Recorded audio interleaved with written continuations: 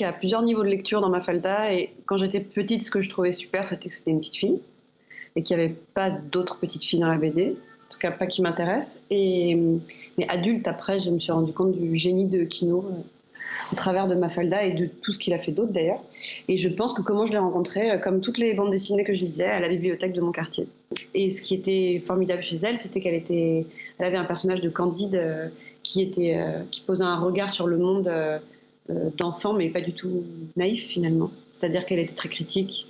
Elle était la seule à être alerte des travers du monde qui l'entoure, au milieu d'adultes qui étaient complètement insouciants et qui l'encourageaient à plutôt se préoccuper de soucis d'enfants. Et elle avait que des problématiques d'adultes.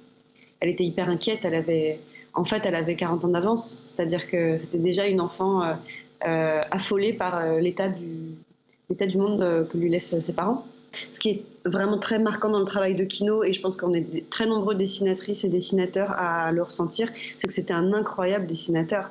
Et bien au-delà de Mafalda. Mafalda, c'est super, et puis c'est l'œuvre la plus connue de Kino.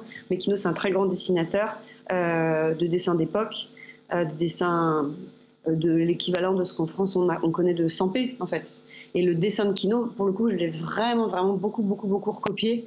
Quand j'étais petite, je pense que c'est vraiment une partie de mon apprentissage du dessin, c'est recopier Kino.